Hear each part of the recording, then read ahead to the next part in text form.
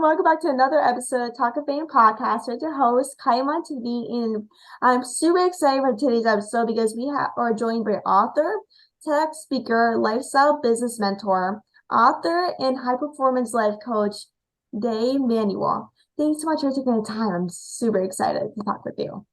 Awesome. Thank you, Kylie. And just a quick note, it's Dai, but that's okay. It's okay. I thought I'd better let you know that now because it's a weird Welsh name and it is pronounced Dai, even though a lot of people say Day. It's a Welsh thing. It means it's a short form for David. Like David, like if you were in Wales, they take like so many consonants to spell David and people are too lazy to spell it out. So they just write DAI for a short form of that. So I just thought I'd let you know that. No, thank you. I'm super bad at names, so that's FYI. I'm super Hey, bad. So it's it's not. all good, Kylie. Listen, trust me, I'm in the same boat. And by the way, are you Welsh? Like Welsh? Since you're like, it's like a kind of like a Welsh type of name. Yes. Well, my great grandparents. So we're going back to like turn of this last century.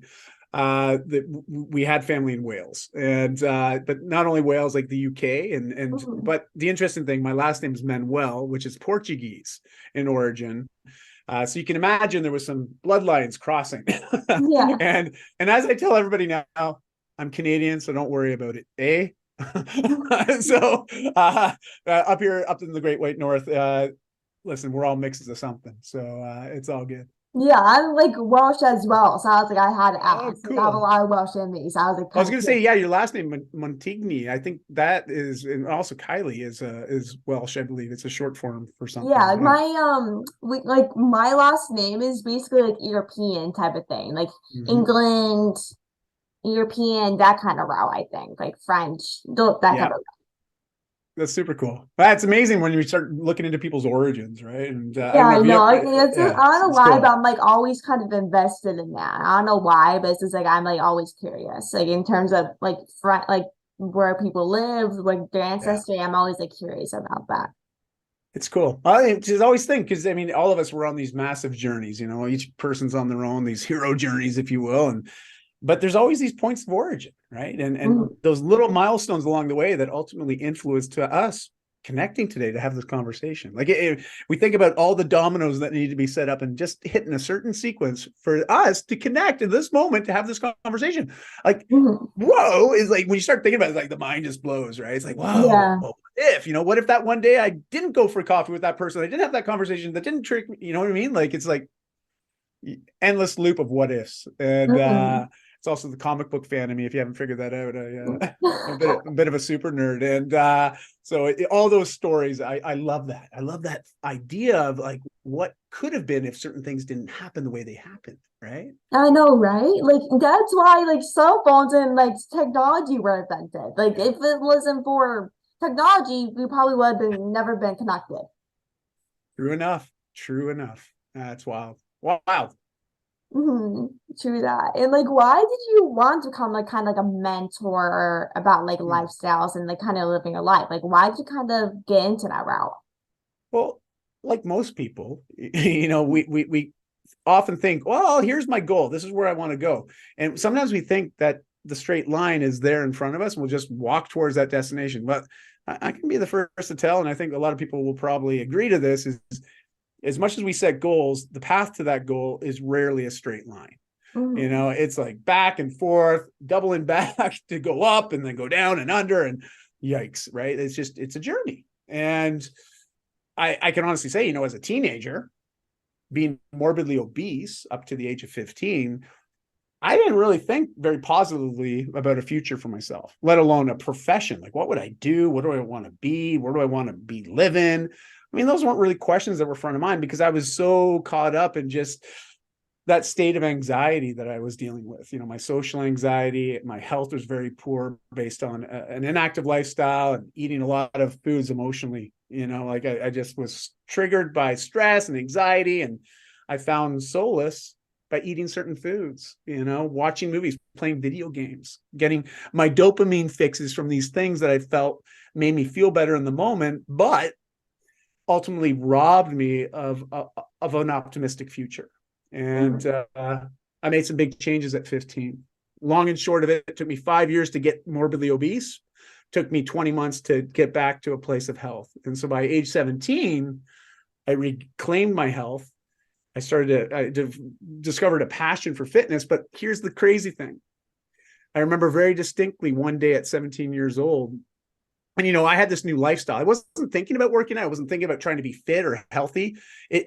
I worked so hard, kept doing certain things, creating certain habits. And after 20 months, I just remember one day waking up and I just did those things. I didn't think about it anymore. I didn't plan for it. I just started living, you know. So it was a lifestyle that emerged from just sticking to the course and keeping to do the things, you know, eat certain foods, move my body a certain way, work on my mindset, doing it day in, day out. And after 20 months, it was just, okay, this is like autopilot. You know, it went from, you know, me trying to be disciplined to do things, to make some changes, to now it becoming a habit, to eventually becoming a ritual or a lifestyle. And I learned a lot through that process. It wasn't easy, but it was worth it, you know? And at age 17, I remember a friend of my mom's coming to the house, and we had this big old Victorian house. My mom was an antique collector, and she always loved the old Victorian style stuff. And so, I mean, it was quite a large house, way bigger than, you know, big. It was overkill, okay, to be honest, you know, because we didn't need a house of that size, especially for just my brother, myself, and my mom. I mean, it was three of us in this big house. But I remember her friend coming to the back porch and be knocking on the door through the screen, and I'm cooking dinner and like, hey, Dai, is your mom Betty Ann around? I'm like, well, yeah, she is. She's in the back, I think, gardening somewhere. Just keep going back. You'll find her. And he just stood there and he just kept looking at me. And I'm like, okay, this is getting awkward. You know, like, oh, what do you want? And I'm like, yeah. And he goes, well, you know what? Before I go find your mom, can I talk to you?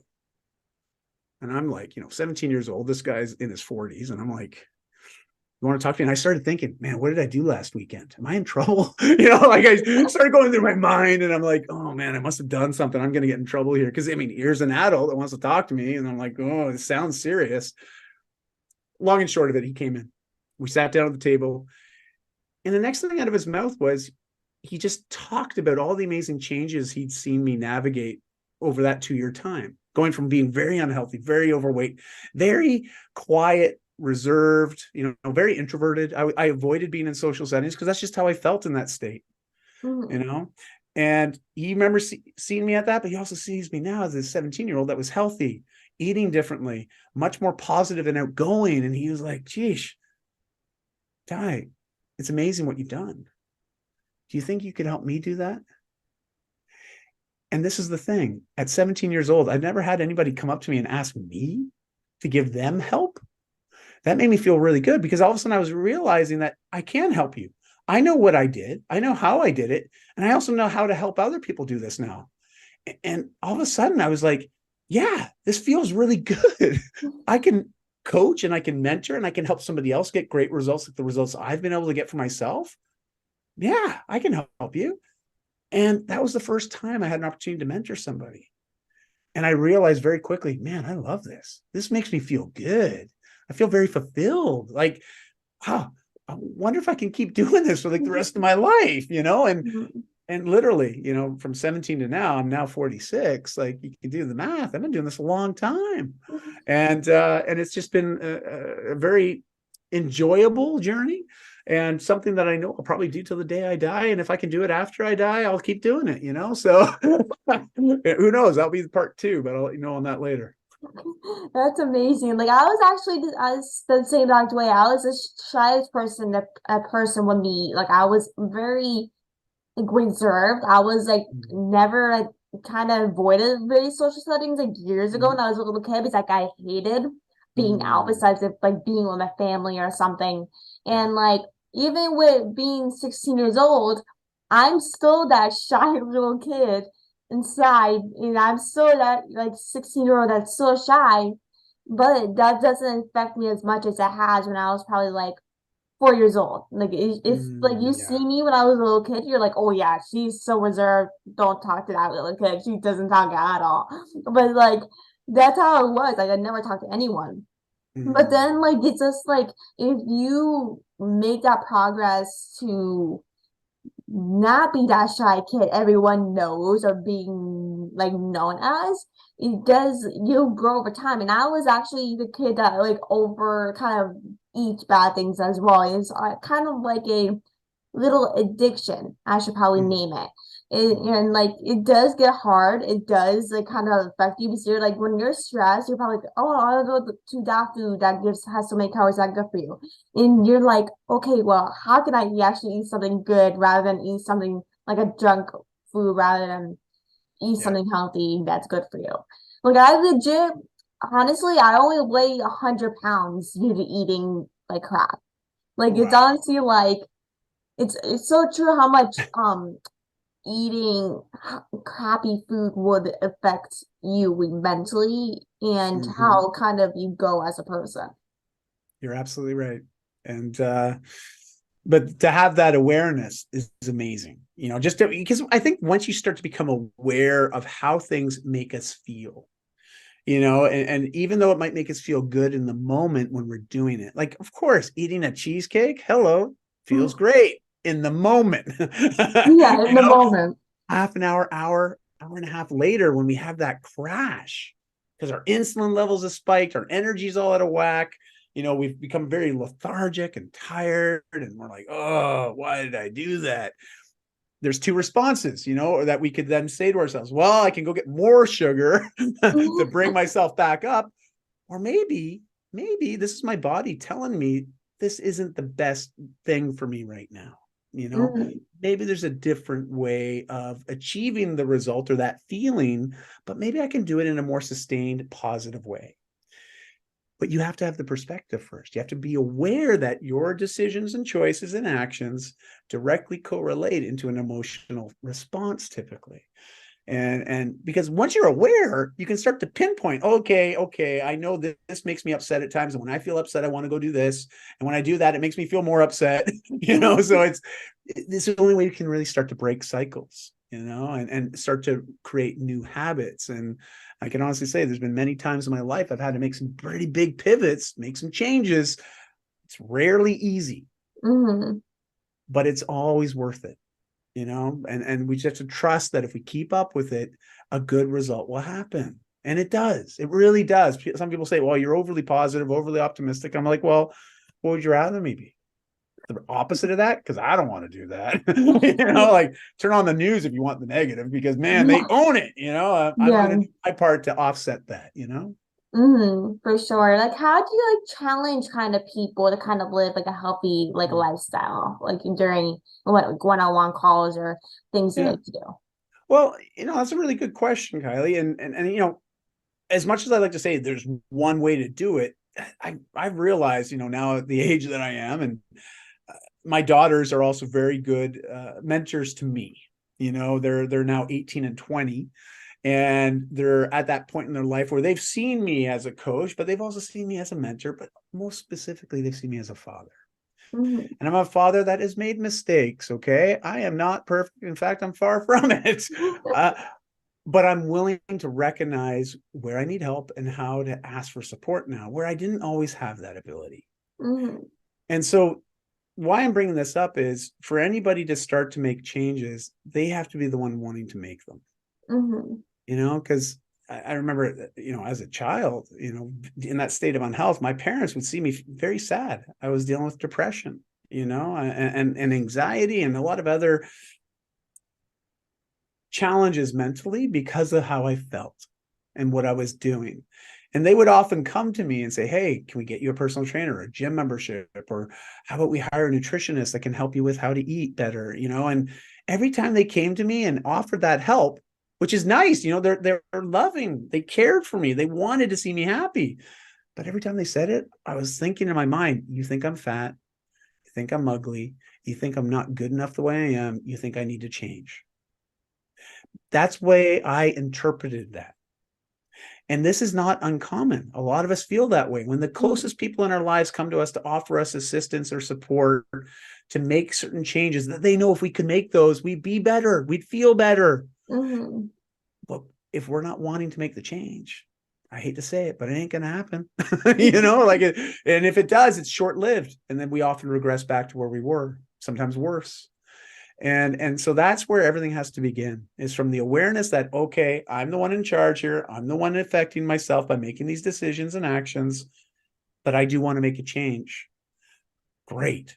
That's the best place to begin. And then from there, gosh, there's so many different directions to go. So often when I'm engaging with people or communities, or doing a talk as an example to a team or to an organization, I'm always like, who here likes change? Very rarely does anybody put up their hands, right? Like, because change is scary. It's the unknown. And it's like, oh gosh, I don't know if I want change, and because a lot of us have memories of change, especially when we were young as kids. I remember we moved a number of times as kids, and just when I'd have these great communities of friends, we're moving again. And for me, moving meant change. And I was like, oh man, change is bad. Every time I change, I lose friends, So we have a negative association often with change. So it's also revisiting that relationship that we have with change and recognizing it doesn't have to be a scary thing. It doesn't have to be something that we're afraid of. In fact, we can be a champion of change and not feel like a victim of change. And it's all about how we work our mindset around that. And so that's usually where I begin. Oh, I love that. Like change, is not always kind of like a bad thing. It's sometimes it can be good, sometimes it can be bad. Like it does. Right. There's like different kind of options of change that come along your life. Like there's like a change that happened to me recently. I like literally tried dance and then I had to quit because of my schedule. But like it's just like as an example, like you need to make a decision that is will help impact you in your health and the way you impact things. Like if you're so stressed about your schedule, like you're going nonstop each day, you're going to bed late, waking up early, getting like 2 hours of sleep each night. Like how can you like make that change? And like when you make that change that's stressing you out and you have so many things going on in your life, like maybe like school or like sports or like clubs or whatever you have going on, just try to think like, okay, well, how can I make my life easier? Because I know I have homework at the end of the day. I probably have so much homework. I'm so stressed. But like, it's just like you need to kind of figure out a solution to kind of figure out like, hey, how can I make my schedule so easier? How can I get more sleep? How can I eat better? Like, there's always like a type of solution. There's always change going to happen in your life, no matter how old you are. You can be 15 years old, you can be 40, 80, like you can be, no matter how old you are, you're going to have a change. And even though it's hard or easy, there's always, you have to make a decision to make your life much easier for you. So you wouldn't be stressed at all. Well said. And that's very well said, because it's true. Change creates stress, but here's the thing. It's often less stressful than usually the stuff that we're dealing with, and sometimes we have to remember or remind ourselves that, as much as this seems like a scary path and it's going to involve a lot of change, we have to say, well, do I really like where I'm at right now? Do I like the stuff that I'm dealing with day in, day out right now? Do I like how I see myself in the mirror when I look at myself? And I know this might be triggering or emotional for some people to address, and I get it. It is. I mean, no matter how you look at it, and it sounds cliche because we hear people talk about loving yourself, right? And it's like, well, how can I love myself when I don't like where I'm at right now in life? And it's unfortunate because the love is always there. We're with ourselves 24/7. And if there's one person you want to be best friends with, it's yourself. Okay. But it's hard to really feel that way, especially when we're dealing with so many other challenges, and that's creating anxiety and stress and overwhelm. And that's life, and I hate to say that because it sounds like a cop-out, but our lives are full if we choose to fill them. But what I ask people to do is get really clear on what you want to fill it with. Try to fill it with things that bring you happiness, joy, and fulfillment. At least more of that, less of the other stuff, less of the drama, less of those dramatic experiences, or, those negative people that we may find in our lives, like if it's, I know that because I'm just anticipating that this is also sort of where our questions are going. And because I often get asked like, okay, it's great, I want to make a change. And so I start doing the things, but my family isn't supporting me. What do I do then? And I'm like, well, you're kind of stuck with them. But you know what? If they're not willing to support you after you've asked for support, you can't harbor any ill feelings. It's just move on, take account for yourself. Don't worry about them. Maybe they'll come around later, but if they're not willing to show support, don't worry about it, because you're ready to support yourself. And look for other people, other communities, maybe a coach, another mentor. Find somebody in your life that can be that support for you. Maybe join a group, an organization. There's always an alternative option. There always is. Okay. We're never stuck in a place nowadays where we don't have access to support. That's the beautiful thing about the internet, right? And I mean, we've got it 24/7 access to communities, to groups, to people that can relate to what we're working through, that maybe are a few steps ahead on that journey of change like we want to make. Like when I was 17 years old, and that guy that was in his mid-40s came to me asking me for help. All he recognized was over the last 2 years, I had made some big changes. He wants to make some changes. He's like, can you walk me through what you've done? And maybe I can do those too. And he just wanted someone to give him some advice, and that was enough to get him started. He lost 30 pounds over that summer, like talk about wow. And that's what made me feel wow. Right. And so remember, we're each, driving our own car, so to speak, which is our life. And you get to determine what routes you want to take and what pit stops you want to make, and just have a lot of fun along the way, really. For sure. And like in 2021, you did a TEDx talk called Why Vulnerability is a Human Thing. Like, can you tell us kind of more about the talk and what it's about? Well, speaking as a man who identifies as a man, okay, I mean, he and him and his, and so recognize some of the things I'm going to share right now is from that perspective, and because I do recognize if I'm using certain terms, I recognize it might, for some people in the audience, maybe not as relatable. So please just recognize I'm a man who identifies as a man, and this is my perspective. Because a lot of that talk was speaking to this skill called vulnerability. Now, vulnerability, I do believe, is a skill. It's something that we can all develop, just like empathy.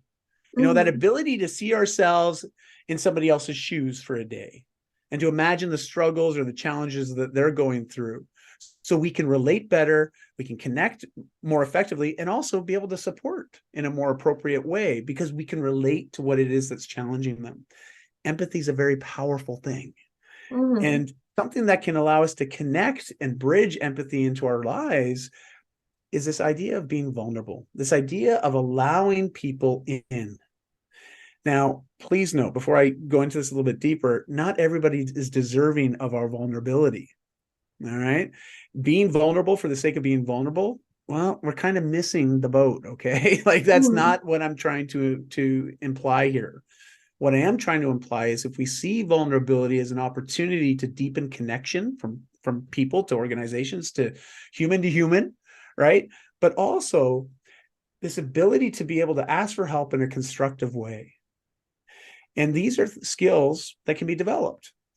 But here's the challenge. And this is where I felt the challenge growing up, was a lot of the old cliches or stereotypes for men was what I was living. All right. And what I mean by that was, real men don't cry. Okay. Like it was reiterated all the time in my social networks with my friends at the time. Even it was echoed from some of those stronger male role models in my life.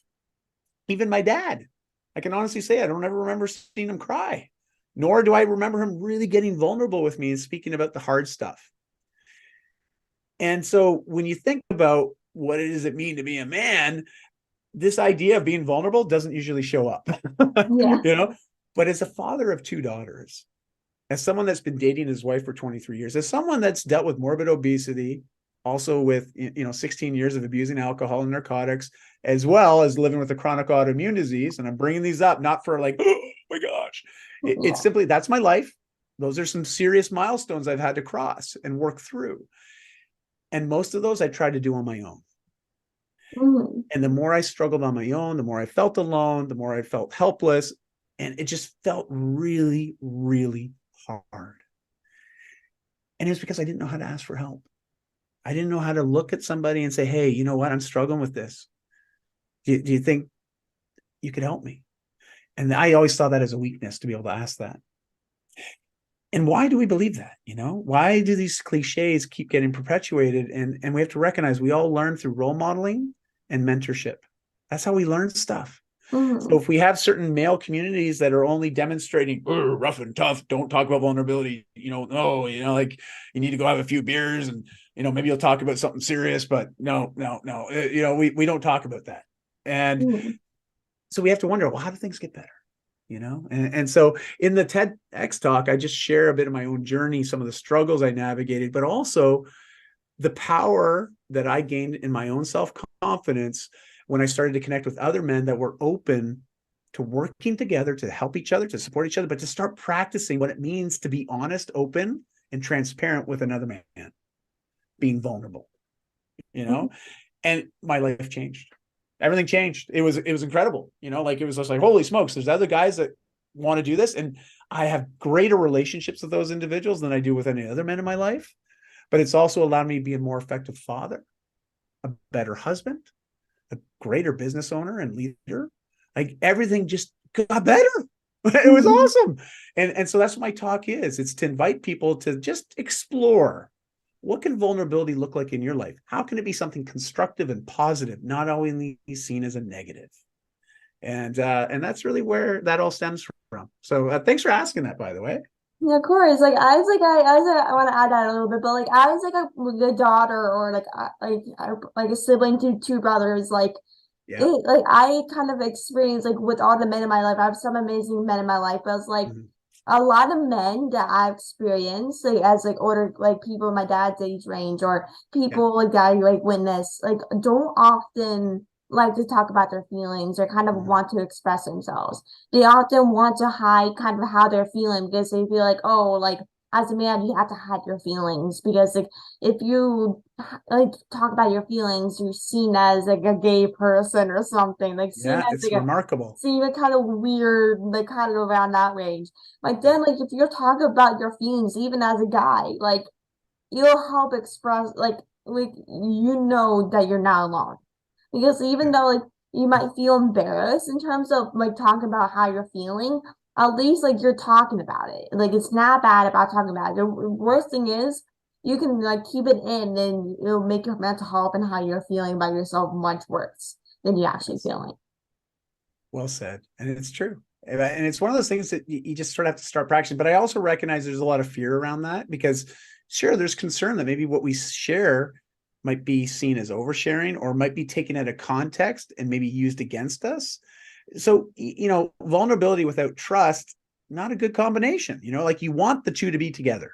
Like it's because just to be vulnerable with somebody for the sake of being vulnerable, like if you just met someone and in 5 minutes you're talking about all the challenges that you're dealing with in life, that might be a little bit rushed, because there is no relationship yet. There is no deep trust yet or connection.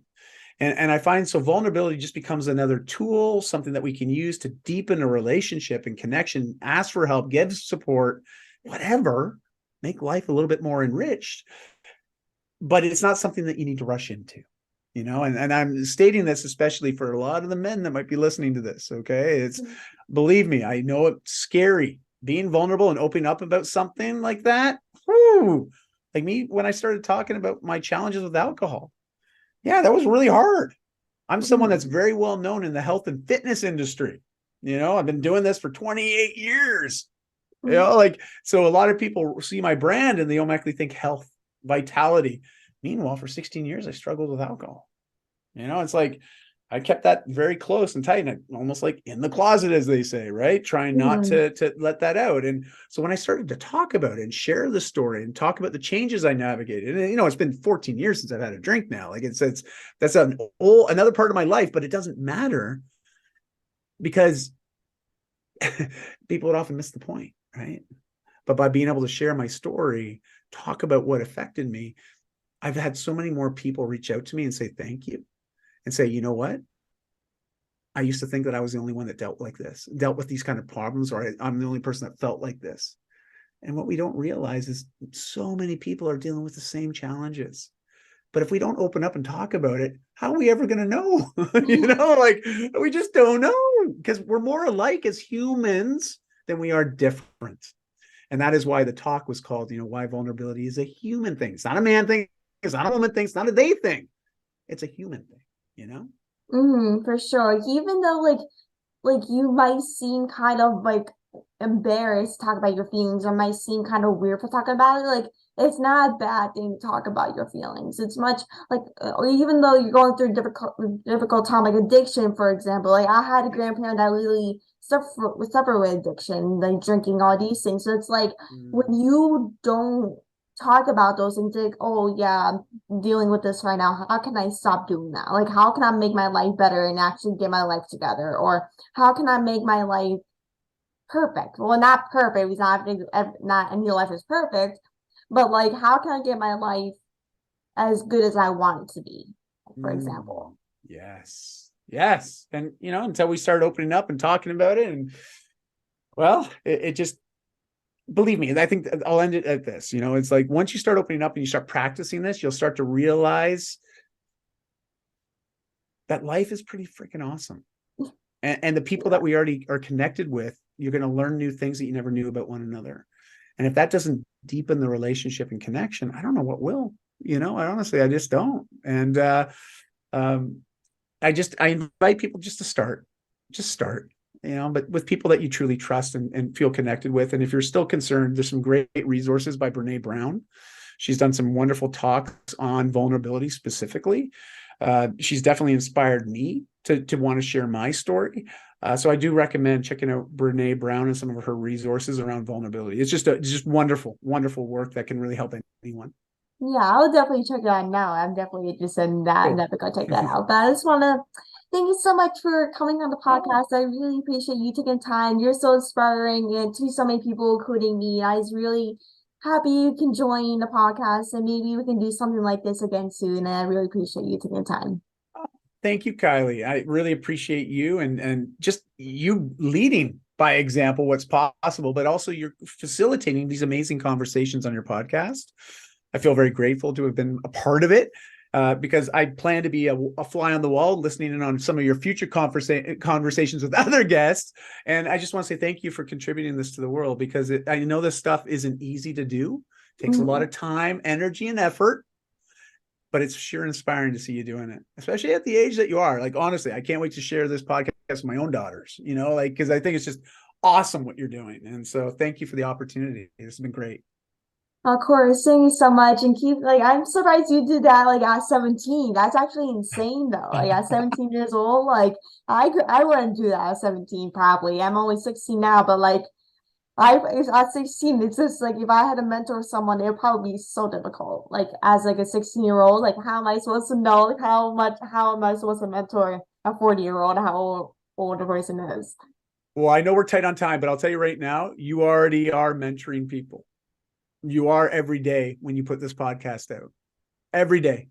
And so it's inspiring to see, especially at 16. I'm just like, holy smokes, this is awesome. And man, you're only just getting started, so I can't wait to see where you go next. And if I can be of any support, please know to reach out anytime. Thank you so much, and same to you as well. You can if you need any help with anything, just feel free to reach out. I'll be happy to help in any way I can. Thank you, Kylie. I appreciate that. Of course. I hope you have a great rest of your day. Thanks so much again for taking time. You too. See you. Bye, Kylie. Bye.